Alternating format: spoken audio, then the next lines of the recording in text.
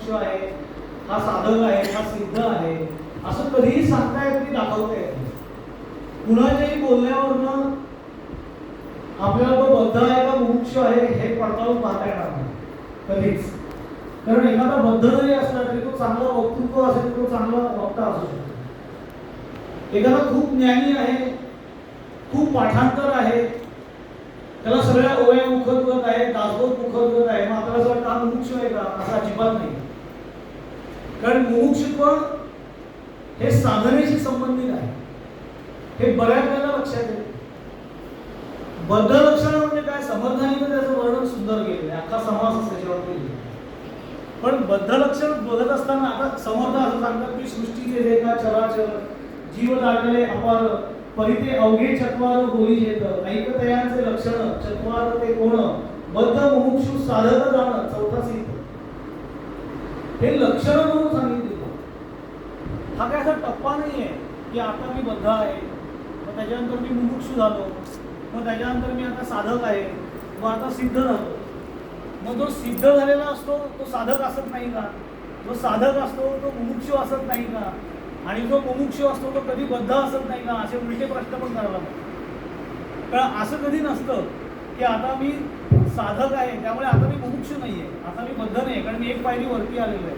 मुळात ह्या पायऱ्या नाही आहेत, लक्षात ठेवा. या अवस्था आहेत व्यक्तिमत्वाच्या, आणि त्या सगळ्या अवस्था ज्या असतात त्या उत्क्रांत कशा होत जातात आणि कशा व्हायला पाहिजे त्याचं वर्णन करण्यासाठी समर्थांनी हे समास दिले. म्हणजे बद्ध लक्षण, मुमुक्षु लक्षण. मुळात मुमुक्षुत्वाची व्याख्या जी आहे ना ती खरी सोपी आहे, पण आपण उगाच त्याच्यात खूप काय काय करतो. मुमुक्षुत्व म्हणजे काय असेल, त्याला कसली ओढ लागलेली असेल, देवाकडे मनुष्याची असलेली स्वाभाविक ओढ अंतःकरणाची, याचा संवेग जितका तीव्र तितका तो व्यक्ती जास्त मुमुक्षु असा अर्थ काढला. पण आपण नीट विचार करून घेतला पाहिजे की मी जरी कुठल्याही ग्रंथाचा अभ्यास करत असलो, अगदी दासबोधाचा, आता आपण दासबोध अभ्यास वर्गामध्ये आहोत त्यामुळे दासबोधाचा, तर मी दासबोधाचा अभ्यास मुळात करतोय कशासाठी? ईश्वर प्राप्ती व्हावी किंवा ईश्वराकडे जाण्याचा मार्ग मला समजून यावा, ती साधना मला कळावी, मी याच्यासाठी करतो आहे का लोकांना दाखवण्यासाठी करतोय? इथे बद्ध आणि मुमुक्षुत्व अवलंबून. आणि खूप सूक्ष्म आहे, लक्षात घ्या. असं पटकन म्हणजे असं आता मी बद्ध नाही असं लोकांना असं वाटतं. म्हणजे खूप लोक असं भेटतात तेव्हा ते असे सांगतात की हल्ली सगळा समाज 90% समाज सगळा बद्ध आहे असं लोक सांगतात. तेव्हा लक्षात येतं की ज्या अर्थी हा असं बोलतोय त्या अर्थी पहिला बद्ध आहे. पण तुला असं कसं वाटतं की सगळा समाज 90% बद्ध आहे, तो एकाच प्रगत झालेला आहे? असं बिलकुल नसतं. कारण बद्ध म्हणजे काय? माणसाचे ना असे वर्ग आहे, लक्षात घ्या. मी तुम्हाला अगदी अनुभवाने सांगतो की एखादा व्यक्ती नास्तिक असतो पण तो बद्ध असतो असं नाही. कितीतरी अशी लोक माझ्या ओळखीची आहेत की ती पक्के नास्तिक आहेत, पण ती चांगली आहेत, ती माणसं म्हणून चांगली आहे, ती चांगलं काम करणारी आहे, पण त्यांचं ईश्वरी अस्तित्वावरती काही कारण असतो, त्यांची आपापली कारण असतात, त्या कारणास्तव त्यांचा विश्वास नसतो. त्यांना बद्ध म्हणत नाही. बद्ध कोणाला म्हटलंय समर्थांनी की जे स्वतः नास्तिक असतात आणि आपलं नास्तिकत्व दुसऱ्या एखाद्या श्रद्धाळू व्यक्तीवरती लादत बसतात आणि त्याला काहीतरी बौद्धिक प्रश्न विचारून अडचणीत आणून त्याची श्रद्धा डळमळीत करतात, त्याला त्यांनी बद्ध म्हटले. तो बद्ध. लोकांचे प्रश्न विचारतात ना, काय तुम्ही वैष्णव देवीला गेला त्यांनाच ऍक्सिडेंट झाला, इकडे गेले त्यांनाच ऍक्सिडेंट झाला, म्हणजे त्यांचं असं म्हणणं असतं की जो देवाकडे जातो त्याला ऍक्सिडेंट होतो, बाकी जगात काही ऍक्सिडेंट वगैरे होत नसतात. पण हे बौद्धिक चातुर्य आहे त्यांचं. ते बौद्धिक चातुर्याने प्रश्न विचारतात, आपल्याला त्याची उत्तर देता येत नाही, मग आपल्याला असं वाटतं की हा मनुष्य एवढा हुशार आहे. तो हुशार नाही, त्यावेळी तो बद्ध आहे. म्हणजे समर्थांनी ती लक्षणं फार सुंदर पद्धतीने सांगितलेली. तुम्हाला सांगतो, समर्थांची भाषा तशी कडक पण आहे, थोडीशी बोली भाषा आहे समर्थांची. म्हणजे परमार्थाविषयी अज्ञान, प्रपंचाचे उदंड ज्ञान, नेणे स्वय समाधान या नावावर, हाती द्रव्याची जपमाळ, कांता ध्यान सर्व काळ, सत्संगाचा दुष्काळ या नावावर. पण इथे कांता ध्यान सर्व काळ असं म्हटल्यामुळे बराच गोंधळ होतो. कांता म्हटलं की बऱ्याच लोकांना असं वाटतं स्त्री, असं त्याचा अर्थ होतो. मग हे पुरुषाच्या बाबतीत लागू पडेल, स्त्रियांच्या बाबतीत आहे असा प्रश्न नाही. तर इथे कांता याचा शब्द स्त्री असा नाहीये, इथे कांता याचा शब्द प्रापंचिकामध्ये आसक्ती आणि त्याचं सतत ज्ञान असा त्याचा अर्थ. म्हणजे स्त्री पुरुष दोन्ही त्याच्यामध्ये, कारण अध्यात्मात स्त्री आणि पुरुष भेद नाही, लक्षात ठेवा. सत्संगाचा दुष्काळ या नावाबद्दल, सत्संगाचा दुष्काळ असं म्हटलेलं आहे. दुष्काळ याचा अर्थ, सत्संगाचा दुष्काळ म्हणजे काय की ज्याला संधी असून सुद्धा तो सत्संगाकडे पाठ फिरवतो त्याला बद्ध असं म्हणजे, कारण की ते स्वतःला समजून घेतलं असं की मला सगळं ज्ञान झालेलं आहे.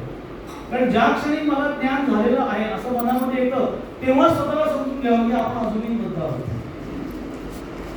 कारण ज्याला खरं ज्ञान झालेलं असतं तो कधीही मला ज्ञान झालेलं आहे हे सांगायला जात नाही. कारण ज्ञान होणं ही अनुभूती आहे आणि ज्या गोष्टी अनुभूत असतात त्या कधीही वाचाभूत नसतात. लक्षात जे जे वाचेनी सांगता येतं ते बौद्धिक संबंधित असतं, जे वाचेनी सांगता येत नाही पण प्रत्यक्ष अनुभवाला येतं त्याला त्यांनी अनुभूती असं म्हटलेलं आहे. ती सिद्धावस्था आहे. तिथपर्यंत जायचं असेल तर अंतःकरण जे बद्ध स्थितीमध्ये असतं तिथून त्याला मुमुक्षुत्वाकडे प्रवास करावा लागतो. आणि समर्थाने असं सांगितलेलं आहे की बहुतांशी वेळा असं होतं की प्रपंचामध्ये प्रतिकूलता निर्माण झाली की मगच माणसाला मुमुक्षुत्व प्राप्त होतं. हे जास्तीत जास्त प्रमाणात अनुभवाला येतं, पण हा काही नियम नाही. असे कित्येक लोक असतात जे उपजत वैरागीशील असतात. मी रामकृष्ण परमहंस ते जेव्हा बाळ होते, बाळ अवस्थेमध्ये रांगत होते, तेव्हा एकदा ते आई त्यांची स्वयंपाक करत होती आणि ते बाजूला बसलेले होते आणि ते रांगत रांगत चुलीपाशी गेले. ती चूल विझवलेली होती पण ते चुलीपाशी गेले आणि छोटं रांगणाऱ्या ते किती लहान असतील ते तिथे गेले आणि त्या चुलीत गेले. सगळे राग घेतले की अंगाला फासून ते बसलेले होते. हा त्यांचा आवडता खेळ होता. एखाद्याच्या बाबतीमध्ये असं उपजत अध्यात्म आणि वैरागीशीलता दिसून येते, पण त्याला सुद्धा समंत मुमुक्षुत्वच म्हणतात. कारण ती स्वाभाविक त्याची आंतरिक बैठक झालेली असते ईश्वराकडे जाण्याची. हे सगळं ज्या चैतन्य तत्वावरती चालतं आहे त्या चैतन्य तत्वावरती माझं शरीरही चालतं आहे. त्या चैतन्य तत्वाचा आणि माझा संबंध नक्की काय आहे, ज्याला मी देव म्हणतो तो खरोखर आहे का, त्याचा प्रत्यक्ष मला अनुभव घेता येईल का, त्याच्याशी मला काही संबंध आहे का, त्याला मला स्पर्श करता येईल का, त्याच्याशी संवाद साधता येईल का, ही जी स्वाभाविक आंतरिक ओढ असते त्या ओढीला समर्थाने मुमुक्षुत्व असतं. मुमुक्षुत्व ही ज्ञानाची पायरी नाहीये, तर ज्ञानाकडे जाण्याची आंतरिक ओढ म्हणजे मुमुक्षुत्व. कारण त्याच्यानंतर साधक अवस्था प्राप्त होते आणि मग सिद्ध भूमिकेकडे साधक जायला. आणि साधक भूमिका ज्या वेळेला संपते त्याच वेळेला बद्ध भूमिका सुरुवात होते. लक्षात ठेवा, बऱ्याच वेळेला त्या क्रमामध्ये लोकांना असं वाटतं की आता बद्ध, मुमुक्षु, साधक, सिद्ध. पण साधक अवस्था संपली की सिद्धीला जाऊ शकत नाही. कारण साधक अवस्था ही शेवटपर्यंत टिकून असावी लागते. मी आता आज सिद्ध झालो असं तुम्ही म्हणताय, असं वाटतं की समजायला आपण साधक नाहीये. कारण साधना ही अविरत चालत असते. ती साधना करता करता योग पातळीवरती काही अनुभूती यायला लागतात, हळूहळू त्या अनुभूती स्थिर व्हायला लागतात आणि मग त्या अनुभूतीचं रूपांतर स्थितीमध्ये व्हायला लागतं, त्या स्थिर व्हायला लागतात. अंतःकरण चैतन्याशी जोडलं जातं. त्या व्यक्तीला ईश्वराची प्रत्यक्ष आतमध्ये अनुभूती येते. पण असं जरी झालं तरी आलेली अनुभूती अव्याहत टिकण्यासाठी त्याला ती साधना सतत करावी लागते. म्हणून अनेक सगळे संत हे त्या संत पदाला गेल्यानंतर सुद्धा त्यांची वैयक्तिक साधना करत होते. त्याचं कारण काय नाही, त्यांना त्याची काय आवश्यकता आहे. ते मुमुक्षु म्हणजे बद्ध, मुमुक्षु, साधक आणि सिद्ध हा मुळात टप्पा नाही. मग काही सांगितल्याप्रमाणे की आता मी बद्ध होतो, आता मी मुमुक्षु झालो, आता मी कधी बद्ध नसणार असं कधी नसतं. ज्या ज्या वेळेला माझ्या अंतःकरणामध्ये प्रपंचाची आसक्ती निर्माण होते त्या त्या वेळेला मी बद्ध लक्षणामध्ये आहे हे निर्विवादपणे समजून जातो. याचा अर्थ प्रपंच वाईट आहे असं कुठलेही संत मानले नाही, समर्थ सुद्धा मानले नाही. ते वाईट आहे असं मानले नाही, ते नासका आहे असं मानले. शब्द फार जपून वापरतात. प्रपंच मुळात नासका, विवेके करावा नेटका, नेटका करीत जाता फिका होत जात असे. तो मुळात नासका आहे. नासका म्हणण्याचं कारण नासका म्हणजे खराब या अर्थी नाहीये, तर नासका याचा अर्थ नाशिवंत असा आहे. कारण प्रपंच हा दृश्य गोष्टींशी संबंध असतो आणि दृश्य गोष्टी सगळ्या परिवर्तनीय आणि सगळ्या संपणाऱ्या आहेत. कुठलेही शाश्वत नाहीये. म्हणजे ते नाचतंय, त्या आधी ते नाशिवंत आहे. त्यामुळे तो नाशिवंतच आहे आणि त्यातून किती आनंद मला मिळणार आहे. तर तो विवेकाने नेटका करावा. नेटका करीत जाता फिका होत जात असे. फिका होणं म्हणजे अंतःकरणामधनं प्रपंचाबद्दलची आसक्ती हळूहळू कमी व्हायला लागते. आणि परमार्थाचा एक नियम आहे जो पुढे सिद्ध लक्षणामध्ये समर्थाने म्हणतो, प्रपंच सोडण्याला महत्व नाहीये, भगवंत जोडण्याला महत्व आहे. बहुतांशी वेळेला जे स्वतःला आध्यात्मिक समजतात ते लोक असं सांगत असतात की प्रपंच बाजूला गेला पाहिजे, प्रपंचामध्ये अनासक्ती निर्माण झाली पाहिजे, तर भगवंतामध्ये प्रीती निर्माण होईल. असं कधीच होणार नाही. भगवंताच्या बाबतीमध्ये अंतःकरणात प्रीती निर्माण व्हायला लागली की आपसूक प्रपंचाबद्दल अनासक्ती निर्माण होते. त्यामुळे प्रपंच कसा सुटेल याचा प्रयत्न करायचा नसतो, भगवंत कसा जोडला जाईल याचा प्रयत्न केला की प्रपंच आपसूक टिकावून जातो. पण आपली गल्लत होते, आपण जे धरायचे ते न धरता जे सोडायचं आहे ते सोडता कसं येईल याचा विचार करतो. ते सोडण्यासारखं नाही, कारण प्रपंच कधीही सुटत नाही. कारण प्रपंच या शब्दाचा दुसरा एक अर्थ आहे. आपल्याला असं वाटतं की प्रपंच म्हणजे तो संसार, मुलं बाळं बायको, इतर नातेवाईक, मित्र परिवार, समाज, त्याला सगळ्याला आपण प्रपंच म्हणतो. तो लौकिक प्रपंच आहे. खरा प्रपंच जो आहे ना त्याचा अर्थ असा आहे, प्र म्हणजे प्रकृती, पंच म्हणजे पाच, प्रकृतीची पाच तत्व समप्रमाणामध्ये जिथे एकत्र येतात त्याला प्रपंच असं म्हणतात. आणि प्रकृतीची पाच तत्व पूर्ण पृथ्वी तलावरती एकाच ठिकाणी समप्रमाणात म्हणजे योग्य प्रमाणात आहे, ते म्हणजे मानवी शरीर, याला प्रपंच असं म्हटलेलं आहे. आणि म्हणून हा प्रपंच जोपर्यंत आहे तोपर्यंत ती प्रपंचीच आहे. तर हे सोडतात असेल, हे जेव्हा सोडायचं तेव्हा सुटणार होते, ते सुटल्यानंतर पुढचा प्रवास माहिती नाही, तो सगळा अनुभव आहे. त्यामुळे हा आहे तोपर्यंत प्रपंच आहे. त्यामुळे मी ह्याला जितका धरून राहील तितका मी बद्ध अवस्थेमध्ये आहे. म्हणजे ह्याच्याकडे दुर्लक्ष करा असं समर्थांना सांगायचं नाही, पण याचे फार चोचले पुरवू नका असंही त्यांना सांगा. देहाचे लाडही करू नका, पण देहाकडे दुर्लक्षही करू नका.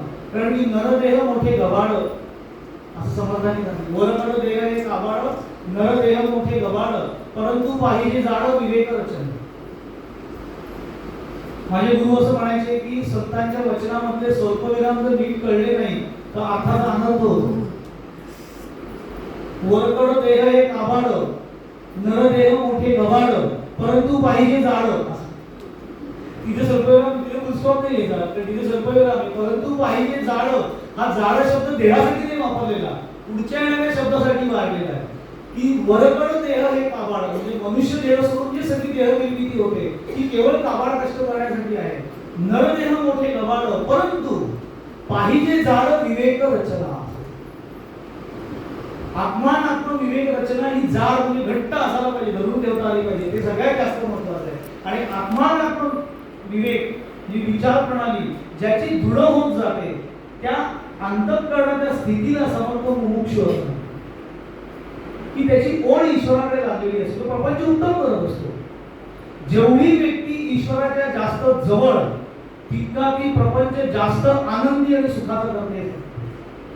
याचं कारण त्याला शाश्वत आनंद कशामध्ये आहे ते स्वतःमध्ये अनुभवाला आलेलं असतं. त्यामुळे तोच आनंद घेऊन तो सगळ्या ठिकाणी वावरायला लागतो. त्यामुळे सगळ्या संतांचे चेहरे तुम्ही बघा, कधीही दुर्मुखलेले नसतात. आपले चेहरे आपण आठवतो, आपले वेगवेगळे मूड असतात वेगवेगळ्या काळामध्ये, आपला खूप वेळा मूड जातो बरोबर. असं संतांच्या कुठल्याही चित्रात असं नाही की यांचा आज मूड नव्हता, मूड येणार. तुकाराम महाराजांचा मूड नाहीये, समर्थांचा मूडच नाही आता, गोंधळी महाराजांना सुचत नाही, मूड नाही आता, असं कुठेही वर्णन नाही कुठल्याही संतांच्या. अनेक कष्ट अनेक यातनांपर्यंत हे संत गेले, पण त्यांनी कधीही तक्रार केली नाही, कुठेही तक्रारीचा सूर नाही, कुठेही नाही. त्यांच्या कुठल्याही साहित्यात त्यांनी कसलीही तक्रार केली नाही. हे फार उंचीच आहे लक्षात. आणि ते सगळी जी स्थिती असते त्याला कधी मुमुक्षुत्व असं म्हटलेलं आहे. हे मुमुक्षुत्व टिकण्यासाठी जी अंतःकरणाची स्थिती निर्माण होते त्याला साधक अवस्था म्हटलेलं आहे. आणि हा सगळ्याला परे होऊन ईश्वराची अनुभूती जेव्हा अंतःकरण घेतं त्याला सिद्धावस्था असं म्हटलेलं आहे. पण सिद्धावस्था ही सुद्धा पूर्णावस्था नाही हे लक्षात ठेवा. कारण सिद्धावस्थेमध्ये सुद्धा माणूस पुन्हा बद्ध अवस्थेमध्ये येऊ शकतो. तो विषय वेगळा आहे, समर्थाने वेगळ्या पद्धतीने तो हाताळलेला आहे. आता आपण तो विषय तो बद्ध आणि मोक्ष असा आहे. समर्थ खूप छान लिहितात. व्यर्थ जाऊ निधी काळ, संसार चिंता सर्व काळ, कथा वार्ता त्याची सकळ या नावबद्ध, जागृती स्वप्न आणि रात्र दिवस, ऐसा लागला निज ध्यास, नाही क्षणाचा अवकाश या नावबद्ध, परमार्थाविषयी अज्ञान प्रपंचाचे उदंड ज्ञान, नेणे स्वय समाधान या नावबद्ध, परमार्थाचा अनादर प्रपंचाचा अत्यादर, संसार भार जोजार या नावबद्ध, सत्संगाची नाही गोडी, संत निंदेची आवडी, देह बुद्धीची घातली बेडी या नावावर. म्हणजे समर्थाने पद्धत संत निंदेची आवडी हे खूप मजेशीर आहे. एक लक्षात घ्या, मी तुम्हाला सांगतो, संत निंदेची आवडी म्हणजे आपल्याला वाटतं की जी लोक नास्तिक असतात ते सगळे संतांची निंदा करतात, जो बिलकुल नाही. असं काही नियम नाहीये. असे कित्येक धार्मिक आणि पारमार्थिक असलेली लोक मी बघितलेली आहे की जे इतर संतांची निंदा करत असतात. त्यांचा चॉईस असतो संतांचा.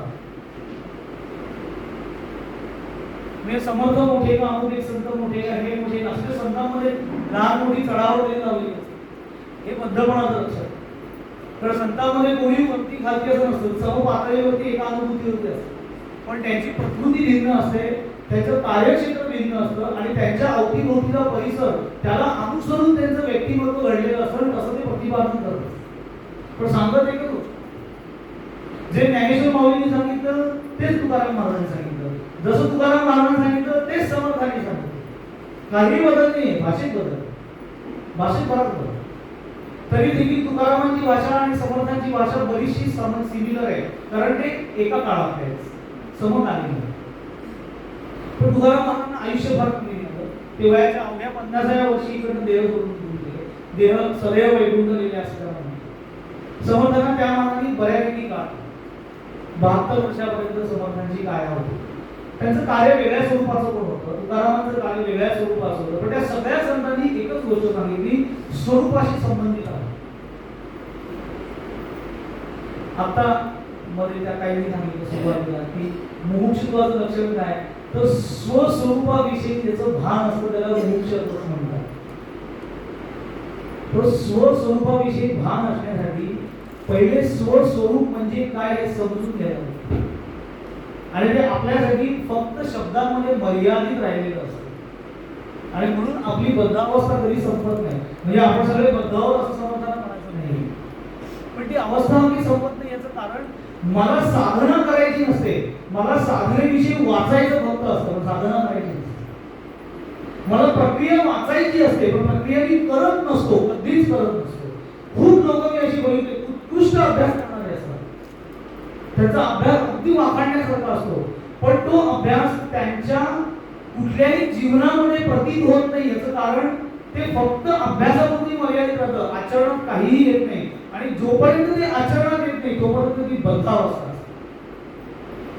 आचरण यायला पाहिजे काही झालं तरी. स्वस्वरूपाविषयी सावधान असं समर्थ म्हणतात. असं वाचणारे अनेक लोक आहेत, पण स्वस्वरूपाविषयी सावध तू आहेस का पाहिजे. शिष्या एकांती वैसावे, स्वरूपी विश्रांती सुधावे. समर्थ स्पष्ट सांगतात, स्वरूपी विश्रांती सुधावे, तेने गुणे जुळावे परमार्थ.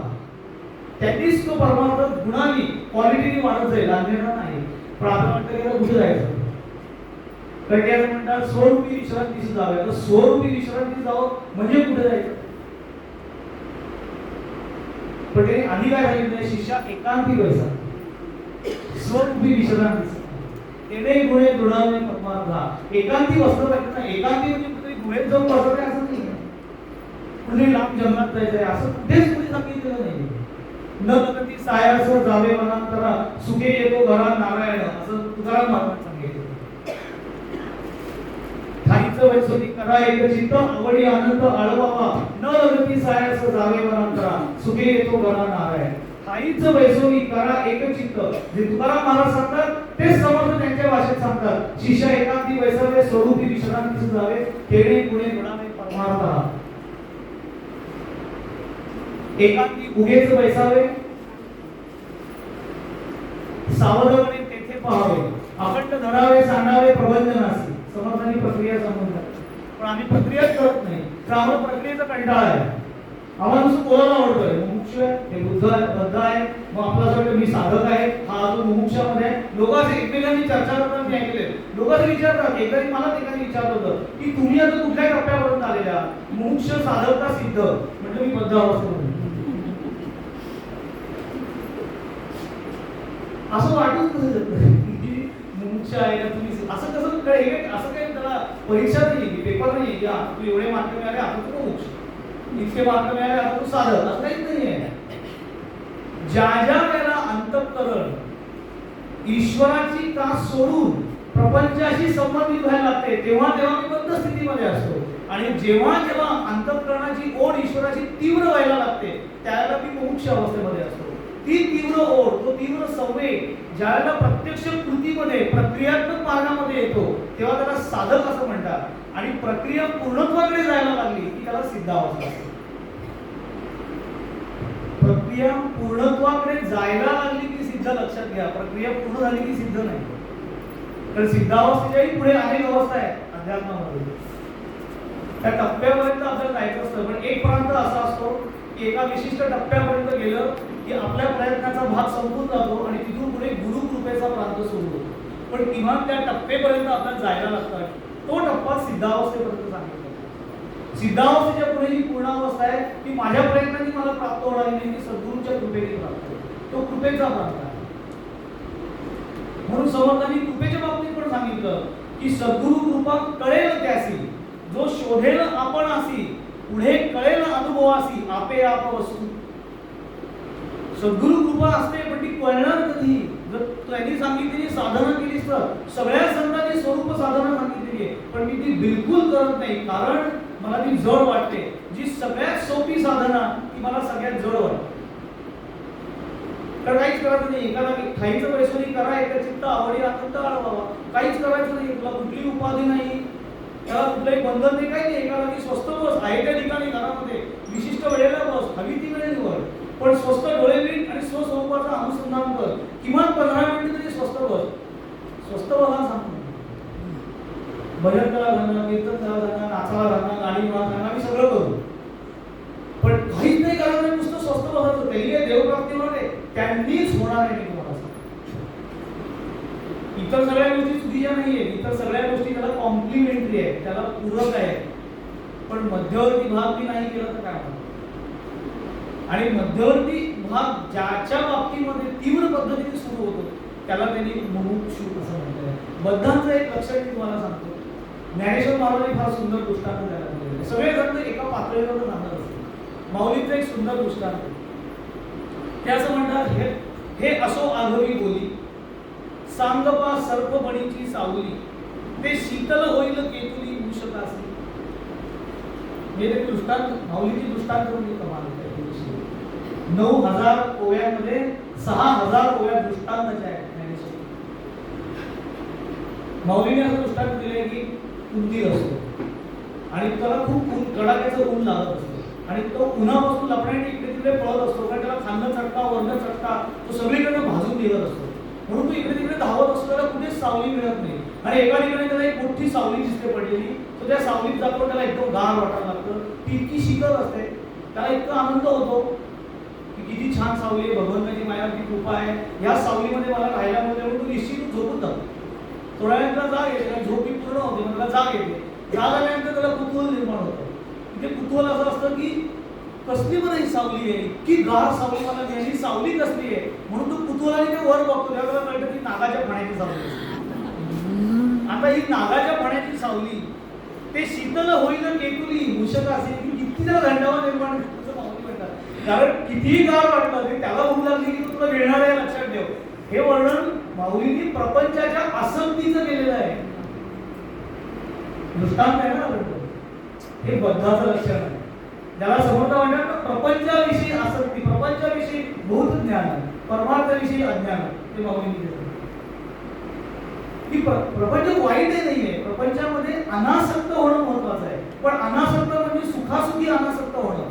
ज्याला सगळी प्रतिकूलता निर्माण होते तेव्हा माणसाचं म्हणतात की आता मला काही नको, कोणी माझं नाही, कोणी माझ्याकडे यायला नको, माझं काही नाही, आता एकदा तरी नेलं तर बरं होईल. ही आगतिकता आहे, ही अनासक्त आहे. गोंधळ मानव होते म्हणजे का अलिबागला गेले. तालिबाला एक घराणं आहे, त्याचं आडनाव लेले, माझे सुद्धा आडनाव बदलत. तर त्यांच्याकडे एक आजी होत्या आणि त्या सुखद वस्तू होत्या. महाराज ते निश्चित होतं. तर महाराज त्यांच्याकडे गेले होते तेव्हा त्या महाराजांना माझ्या की महाराज आता आयुष्यात काही मागणं नाही आहे, सगळं भगवंतांनी सुखकर करून दिलेलं आहे, आता एकच इच्छा आहे की तुमच्या सांगितल्यात मोक्ष प्राप्ती व्हावी. असं म्हणल्यावर महाराज निश्चित होते. महाराज म्हणे मग वेळ कशाला, या आत्ताच मांडीवरती डोकं ठेवा, तुम्हाला मोक्ष देतो. लगेच तेव्हा नको एवढी घाई नाहीये, काय तर चालेल. कारण एवढं आपल्याला वाटतं, आपण तोंडाने जर म्हणत असतो की मी मुमुक्षु आहे आणि आपण काय, अरे असं नाहीये. तो येऊन उभा राहिला समोर तर आपल्याला कळेल. आपल्याला सावध केलंय समर्थाने. आपल्याला वेळ लक्षात घ्या, आपल्याकडे ना ही सगळी जे आपण आता मी बोलतोय, तुम्ही ऐकताय, हा सगळा उत्सव आहे, हे सगळं लिमिटेड ऑफर मध्ये चाललेलं आहे. आपल्याकडे हा देह जो दिलेला आहे ना, त्याचा ऍग्रीमेंट आपण ऑलरेडी करून आलेलो आहोत. हा फरक द्यायला लागतो. बरोबर, इथेच ठेवायला लागतो, तिथे राहत नाही. कारण ह्याची पण इथे राग होते, ती पण 3 चिंतीच होते. माणूस 6 फुटाचा असो त्याचा 5 फुटाचा, मेल्यानंतर राग 3 चिंती. एवढी आपली इस्टेट आहे फक्त, ती सगळी इथे ठेवायला लागते. वर काही घेऊन बरं, हे सगळं लिमिटेड पिरियड मध्ये आहे. याचा काळ मर्यादित आहे, ठरलेला आहे, फक्त तो आपल्याला सांगितलेला नाही. याचं पासबुक अपडेट करता येत नाही, किती शिल्लक राहिले. क्रेडिट डिपार्टमेंट, लोन फॅसिलिटी वगैरे याला काही नाही, संपलं की जायचं. अक्कलकोट स्वामी असं म्हणायचे की माणूस स्वतःचे श्वास आणि घास हे मोजून घेऊन आलेला आहे, हे संपलेलं आहे आणि मोजून घेऊन आले, अकाउंट मध्ये ऑलरेडी भरून पाठवलेलं आहे. आपण ते संपवतो, आपण आपले श्वास इतके भराभर संपवतो, आपल्याला कळतच नाही. हे सगळे ऋषी मुनी पूर्वीचे संत होते ना, हे स्वतःवरती प्रयोग करणारे होते. ते एक प्रकारचे शास्त्रज्ञ होते.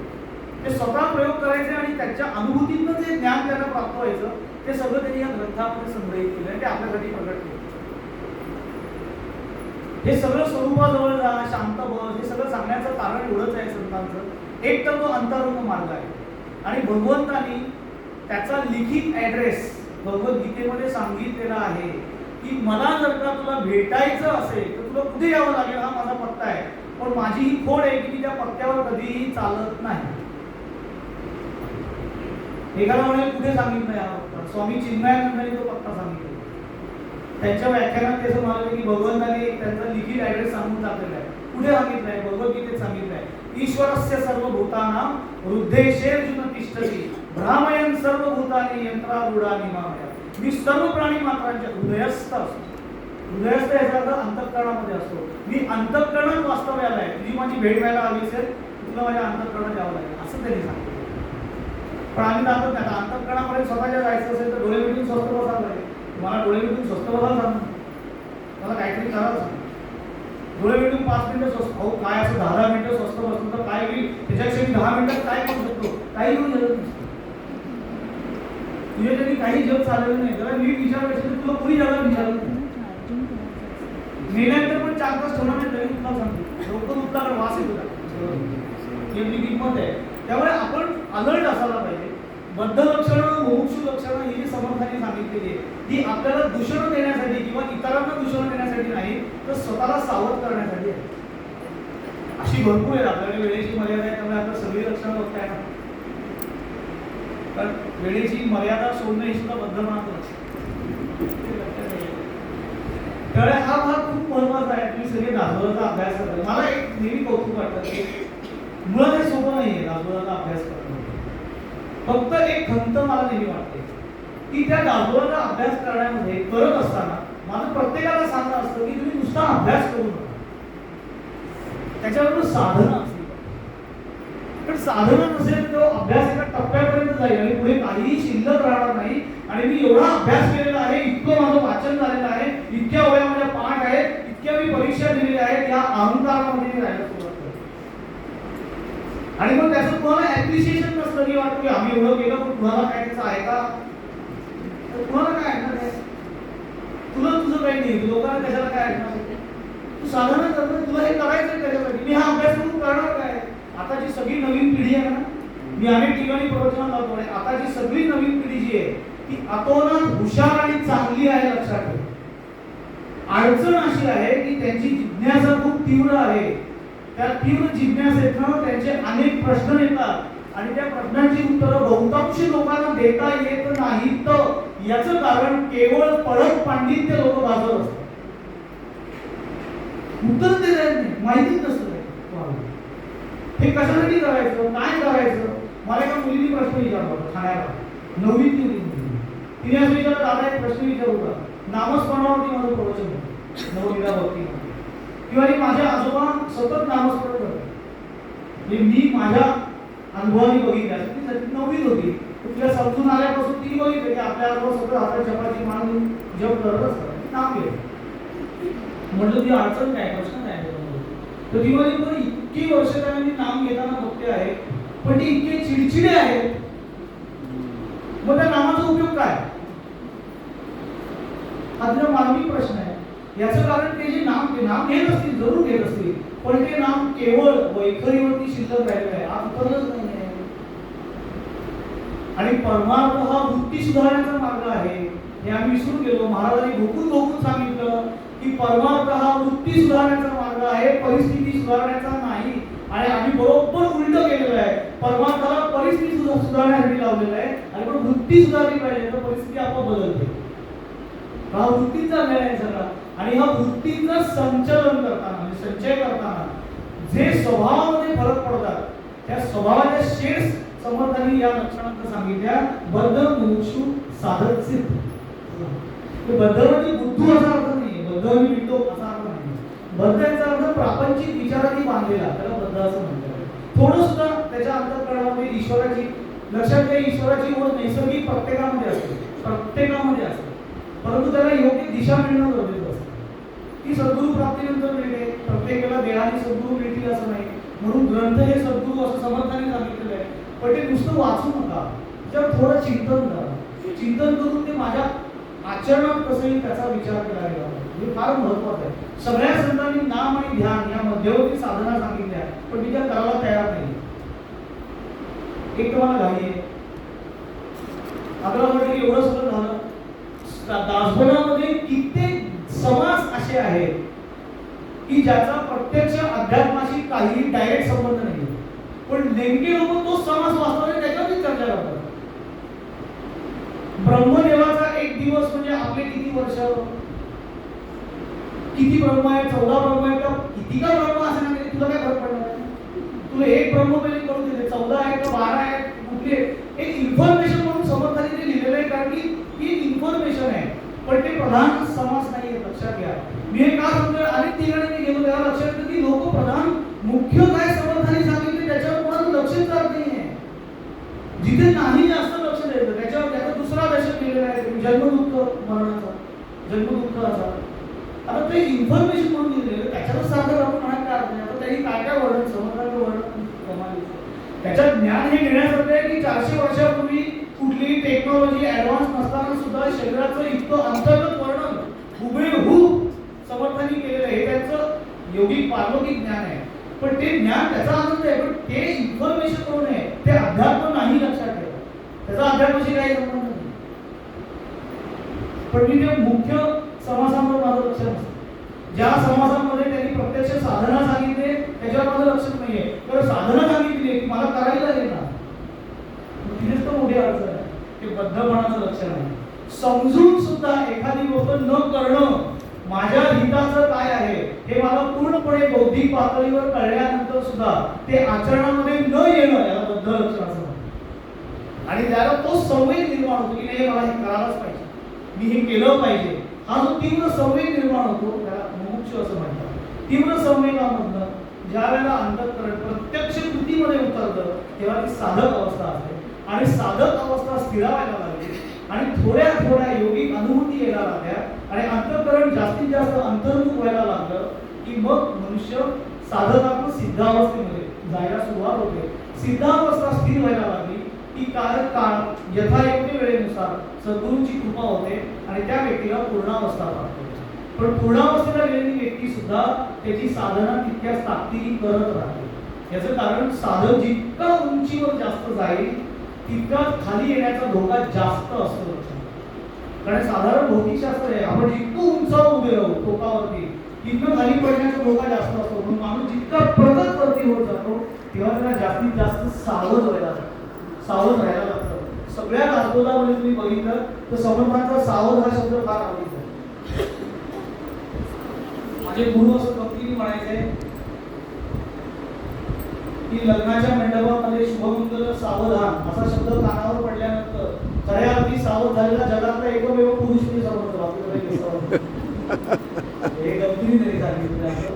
म्हणजे त्यांना सांगायचं असतं की आम्ही अलर्ट नाही आपल्या प्रपंचाच्या बाबतीत. आपण प्रपंच कुठे चाललेलं आहे, आपण कसे वागतो, कसे बोलतो, आपण नाव समर्थांचं घेतो, आपण बोलणं कसं आहे, आपण चालणं कसं आहे. माणसं नाव समर्थांचं घेतात, हातात जपाची माळ असते, इतकी कुसड्यासारखी बोलणारी मी ऐकलेले आहे. ते चुकीचं आहे, लक्षात ठेवा. याने आपण आपली प्रतिमा खराब करत नाही आहोत. आपण ज्यांचं नाव घेतो ना आपण त्यांची प्रतिमा खराब करतो. एकदा का मी हा शिक्का लावला ना की मी समर्थांचा, लोकांना लिहितात, माझं फार गंमत वाटते. लोकांना लिहितात जेव्हा समर्थ भक्त, तुम्ही एकाला विचारतो तुला कसं कळलं की मी समर्थ भक्त आहे? मी दासबोधावर बोलतो म्हणून मी समर्थ भक्त आहे, मी भगवे कपडे घालतो म्हणून मी समर्थ आहे. काय असं काय लक्ष दिसतं की माझ्यामध्ये मी समर्थ भक्त आहे? नाही, असं सगळे म्हणतात ना की जे दासबोधाचा अभ्यास करतात ते समर्थ. म्हणजे अजिबात नाही. समर्थांचा भक्त तेव्हाच तो पुरुष होतो जेव्हा त्याची काया वाचा वाणी समर्थांसारखी होते. आणि त्याची आपली होत नसते, लक्षात ठेवा. वाणी पण नाही, काया तर आमची. तर हा भाग एक लक्षात घ्या. बद्ध लक्षण असं मी एक थोडक्यात सांगण्यावरती मी आता सांगितलं, माझी वेळ कमी आहे, संपलेली आहे. पण बद्ध, मुमुक्षु आणि सिद्ध याच्यातलं बद्ध आणि मुमुक्षु लक्षणं जी आहेत ती आपल्याला दूषण म्हणून समर्थांनी सांगितलेली नाही आहे. तर आपण कसं नसलं पाहिजे आणि कसं असलं पाहिजे याचा उहापोह करण्यासाठी लक्षणं की बद्ध म्हणजे बुद्धू नाही. बद्ध याचा अर्थ प्रपंचाने आसक्त असलेला आहे आणि प्रपंचातून बाहेर पडून ईश्वराकडे त्याची नैसर्गिक ओढ निर्माण होते, संवेग तयार होतो, त्याला मुमुक्षुत्व असं म्हटलं आहे. आता माझा प्रवास मी कुठं कसा न्यायचा हा चॉईस माझा आहे, आपल्या हातात आहे. ते समर्थाने आपल्यावर सोडलेलं आहे, त्याची काही बळजबरी केलेली नाही. त्यामुळे दासबोध हा खूप सखोल आहे. म्हणजे 200 समास, 20 दशक, 7751 होऊया अशी दासबोधाची रचना आहे संपूर्ण. माझं एवढंच तुम्हाला सगळ्यांना सांगणं आहे की भरपूर अभ्यास करा, समर्थ उच्चारण करून घेतात. पण नुसतं अभ्यासावरती अवलंबून राहू नका. तो अभ्यास म्हणजे अंतःकरणात कसा उतरेल आणि आचरणात कसा प्रस्तुत होईल याच्याकडे लक्ष द्या. लोकांना दाखवण्यासाठी अभ्यास निश्चित नाहीये, पण माझ्याकडे बदल व्हायला पाहिजे. नाहीतर एवढं सगळं केल्याचा उपयोग काय होणार? काहीतरी त्याचा परिणाम व्हायला पाहिजे. काहीतरी माझी अनुभूती, हा माझा एक साधक अधिकार आहे की जे मी वाचलेलं आहे ते मला अनुभूतीला यायला पाहिजे. ही जिद्द असायला पाहिजे अभ्यास करताना. जर समर्थांनी सांगितले की याची डोळी याची डोळा, ऐक शिष्या येथीचे वर्म, सोये तूची आहेस ब्रह्म, ये विषयी संदेह ब्रह्म बाळगोची नाही, असं जर समर्थ सांगत असतील तर मी स्वतःला प्रश्न केला पाहिजे की हे संतांचं वचन आहे, हे निश्चितपणे खरं आहे, ते खोटं नाहीये. मग मला त्याचा अनुभव काय येत नाही, मला असं काही वाटत नाही मी ब्रह्म वगैरे आहे. मला असं का नाही वाटत? कारण मी तिची साधना करत नाही. मग ती साधना ज्या दशकात सांगितली, तो 6वा दशक आहे, 8वा दशक आहे, 9वा दशक आहे, 12वा दशक आहे, 14वा दशक आहे, हे सगळे नीट अभ्यासून त्याच्यात सांगितलेली साधना मी आचरणात आणली. नामस्मरणाचा एवढा अख्खा समाज समर्थाने दिला, पण ते सांगतात तसं नामस्मरण कोणीच करत नाही. पण मी एकच वाक्य सांगतो, एक गोष्ट म्हणजे आपल्याला विषय कन्फ्युज होईल. लोक मी इंग्लिश पिक्चर बघितला होता, दा विन्सी कोड नावाचा. त्या पिक्चरमध्ये एक सुंदर वाक्य आहे की माणूस तेच बघतो किंवा तेच घेतो जे त्याला बघायचं असतं आणि त्याला हवं असतं. आणि संतांच्या वचनाच्या तसं होतं. त्यांना काय सांगायचं ते मी लक्षातून घेत नाही. मला काय हवंय त्याचं मी अर्थ. आधी प्रपंच करावा नेटका मनो घ्यावे परमार्थ विवेका, असं समर्थाने सांगितलं तर आपण एकदम खुश होतो. समर्थाने लायसन देऊन टाकले, तुम्ही काय सांगता? त्यांनी सांगितलंय आधी प्रपंच करावा नेटका मनो घ्यावे परमार्थ विवेका. त्यांनी असं सांगितलंय पहिले प्रपंच नीटला कर, व्यवस्थित कर, सगळा एकदा प्रपंच पूर्ण झाला की मग परमार्थ हो. प्रपंच कधीच संपणार नाही, कधी नेटका होणार. मग आधी हा शब्द आपण प्रपंच करण्यासाठी लावतो कारण तो मला सोयीस्कर आहे. आधी प्रपंच करावा नाही का? आधी हा शब्द प्रपंच करण्यासाठी नाहीये, आधी हा शब्द प्रपंच नेटका करण्यासाठी. की जो प्रपंच अस्ताव्यस्त आहे ना त्याला नेटकं कर, मग तुला परमार्थ घ्यावी विवेका. म्हणजे मग तुला परमार्थाचा विचार करायला वेळ तरी मिळेल, विवेकाने परमार्थ समजेल. पण सगळा प्रपंच अस्ताव्यस्त ठरलेला असेल ना तर त्याच्यामध्ये इतकं अडकून असेल की तुला काही करणार नाही. म्हणून आधी प्रपंच करावा नेटका, हे माझ्या लक्षात येत नाही. आणि हे लक्षात न येणं किंवा लक्षात आणून देऊन पण त्याच्यावरती आचरण न करणं याला बद्ध लक्षण. म्हणून आधी ते सांगितलं समर्थांनी बद्ध लक्षण. खूप सुंदर आहे दासबोध, सौंदर्य भरलेला आहे दासबोध सुद्धा. अगदी पहिल्यांदा रामावतीला जेव्हा इथं कार्यक्रम असं झाला त्या दिवशी त्याला पण मला संधी दिली सेवा करण्याची, तेव्हा त्या झोप दाखवल्या आणि तेव्हा माझ्याबरोबर ठाण्याच्या लिमय काही होतं. तर त्यांनी ह्याचं वर्णन करताना एक सुंदर शब्द वापरला, त्या मनाच्या श्लोकावरती बोलणार होत्या, मी दासबोधावरती बोलणार. त्यांनी असं सांगितलं की समर्थांचं सगळं वाङ्मय म्हणजे मनाचं ब्युटी पार्लर आहे असं ते शब्द. इतका सुंदर शब्द होता की खरं ब्युटी पार्लर आहे, इथे गेल्यानंतर सगळं आपल्याला छान छान करून भेटतं, कारण आपण तसे नसतो. आपलं अंतकरण तसं नसतं, ते छान करून भेटतं सगळं. फक्त मी माझी तयारी पाहिजे इम्प्लिमेंटेशनची, की मी ते आचरणामध्ये आणतो. तसं तुम्ही सगळेजण आचरणात आणण्याचा प्रयत्न करा. करतही असाल की माझ्या समर्थांची कृपा तुमच्यावरती राहील, राहो अशीच राहो, दंड आयुष्य तुम्हाला मिळो, जेणेकरून तुम्हाला अनुभूतीच्या प्रांतामध्ये जाता येईल. आणि जास्तीत जास्त प्रयत्न करा की मी जे वाचतो आहे त्याची मला प्रचिती येतात. कारण समर्थांनी असं सांगितलेलं आहे, न जाणता कोटीवरील साधने केली परोपर तरी मोक्षाचा अधिकारी होणार नाही. येणे अनुमानेची राहिला तेने परमार्थ केला तो वाया गेला. प्राणी कष्ट कष्टची गेला प्रचिती घेणं आहे. काय प्रचिती मला यायलाच पाहिजे, हा माझा अधिकार आहे. नाहीतर केलं ते सगळं इथे राहील, पुन्हा पुढचा जन्म, पुन्हा पुढचा जन्म, पुन्हा तीच बद्ध अवस्था आणि आम्ही त्याच्यामध्ये राहू. हे कुणीतरी बदलायला पाहिजे. आणि ह्या येण्याची काळे येण्याची जन्मे प्रपंची होई जे निराळे मोक्ष पावी जे निश्चय स्वरूपाकार आहे, असं मला सांगितलेलं आहे. पण त्यातली मेक लक्षात ठेवा, येण्याची जन्मे येण्याची काळे संसारी होई जे निराळे हे सांगितलेले. आणि मग मोक्ष पावी जे निश्चय स्वरूपाकार आहे. संसारी होई जे निराळे याचा अर्थ संसार सोडायला सांगितलं नाहीये. संसारात राहूनच तो संसाराच्या अनासक्त असेल त्याला 100% मोक्ष अवस्था प्राप्त होईल. आणि मोक्ष अवस्था म्हणजे काय, गेल्यानंतर मोक्ष नाही, स्वरूपाकार आहे, स्वरूप स्थिती हीच मोक्षाची स्थिती आहे. ही स्थिती तुम्हाला सगळ्यांना प्राप्त होते. आपल्या सगळ्यांना समर्थांचा आशीर्वाद एवढंच सांगतो. आणि झालेली सगळी प्रबोधन सेवा समर्थांच्या चरणी आणि माझ्या सद्गुरूंच्या चरणी अर्पण करतो. माझ्या वाणीला कुंडली श्री ज्ञानदेव तुकाराम पंढरीनाथ महाराज की जय, स्वसंतन की जय. जय जय रघुवीर समर्थ